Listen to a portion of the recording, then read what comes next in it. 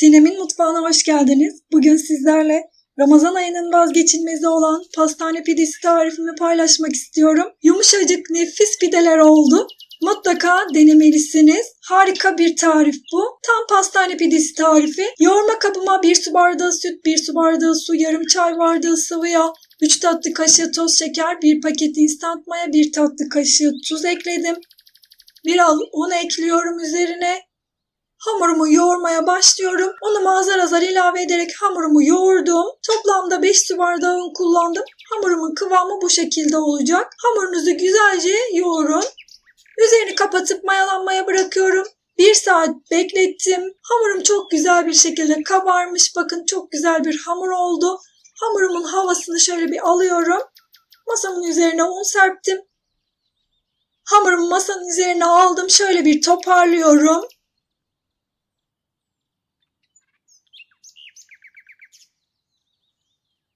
Hamurumu 2'ye bölüyorum. 2 tane pide çıkartacağım. O yüzden 2 parçaya bölüyorum. Eğer isterseniz küçük küçük 4 tane pide de çıkartabilirsiniz. Ama ben 2 tane yapacağım. Bezelerimi alıyorum.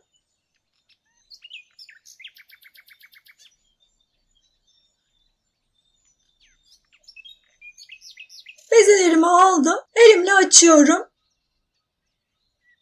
İsterseniz merdane ile de açabilirsiniz.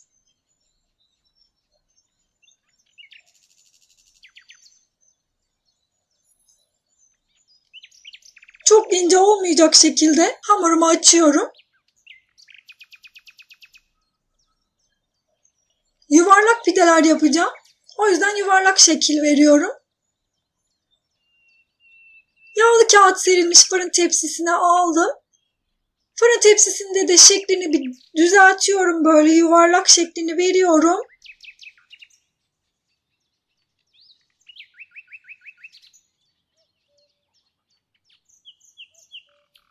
Ve mayalanmaya bırakıyorum. Üzerine örtün, mutlaka kurumasın. İkinci pidemi de aynı şekilde açtım. Yağlı kağıt serilmiş fırın tepsimi aldım. Onun da üzerine örtüp 30 dakika beklettim. 30 dakikanın sonunda üzerine 1 tane yumurta sarısı ve 1 yemek kaşığı yoğurdu karıştırıp pidelerimin üzerine süreceğim.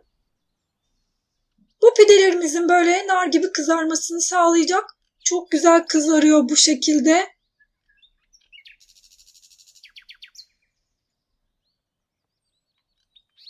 Üzerine yumurta sarısını da sürdüm.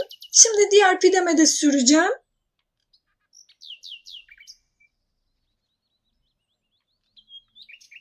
Diğer pideme de sürdüm ve şeklini veriyorum. Önce kenarlarından parmaklarımla bakın şeklimi veriyorum. Eğer isterseniz bir bıçak da kullanabilirsiniz ama ben parmaklarımla veriyorum şeklini. Verev hazırlıyorum.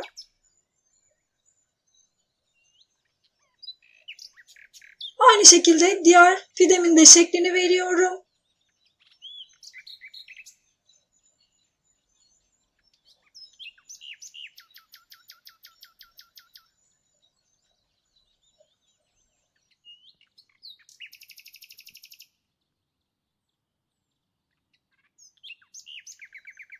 Üzerine susam serpiyorum. Böyle bol susamlı hazırlayacağım.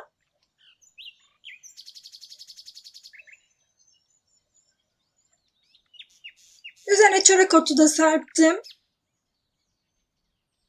Önceden ısıtılmış 200 derecelik fırında 15 dakikada benim pidelerim pişti. Bakın pidelerim çok güzel bir şekilde kabardı fırında da. Çok güzel oldular. Bu tarifle çok güzel pastane pideleri hazırlayabilirsiniz.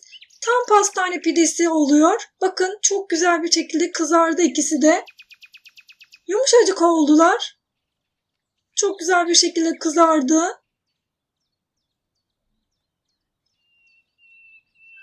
Bakın iç dokusunu da sizlere göstermek istiyorum. Yumuşacık, dediğim gibi tam pastane pidesi oldu. Deneyeceklere şimdiden kolay gelsin. İzlediğiniz için teşekkürler. Bir sonraki tarifimde görüşmek üzere.